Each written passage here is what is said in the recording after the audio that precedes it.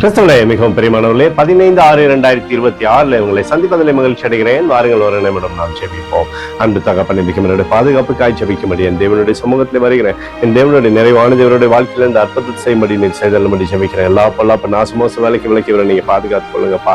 இயேசு கிறிஸ்து சிந்தின பரிசுத்த ரத்தத்தை இவர் மீதும் ஒரு குடும்பத்தின் மீதும் செய்கிற சகல காரியத்தின் மீது பூசுகிறேன். ஆகவே இந்த நாள் முழுவதும் கிருபையின் ஆசீர்வாதம் இவரோடு இருப்பதாக. நீர் தருகிற நிறைவான இவருடைய வாழ்க்கையில் இந்த அற்புதத்தில் இவரை நடத்தும்படியாய் ஜெபிக்கிறேன். தகப்பனே, சகல நன்மையும் கொடுங்கப்பா.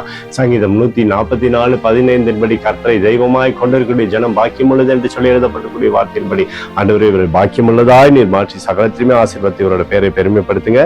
இயேசுவின் நாமத்திலே ஒப்பு கொடுத்து ஜெபிக்கிறேன் நல்ல பிதாவே, ஆமேன்.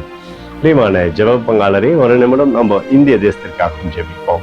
அன்பு தகப்பனே, 15/6/2026 தேசத்தின் நன்மைக்காய் ஜெபிக்கும்படியாய் உம்முடைய சமூகத்தில் வருகிறேன். இந்திய தேசத்தை நீங்க ஆசீர்வதிக்கும்படியாய் ஜெபிக்கிறேன். ஆசீர்வதிங்க. தேசமானது நன்மை பார்க்கும்படி நீர் செய்தல்லும்படி ஜெபிக்கிறேன். இப்படி கோலும் கைத்தறியும் தேசத்தை தேற்றுவதாக உம்முடைய நிறைவானது தேசத்திலிருந்து அற்புதத்தை செய்தோமப்பா. எங்களுக்காக அடித்து நொறுக்கப்பட்டிருக்கூடிய இயேசு கிறிஸ்துவும் அவர் சிந்தனை வெளியேறப்பட்ட ரத்தத்தை வைத்து ஒப்பு கொடுக்கிறோம். அத்தோடு இந்திய தேசத்தில் எழுப்புதலை தரும்படியாய் ஜெபிக்கிறேன். எழுப்புதலை தருவீராக. எழுப்புதலை எங்கள் கண்கள் பார்க்கும்படி நீர் ஆசீர்வதிக்கும்படி ஜெபிக்கிறேன்.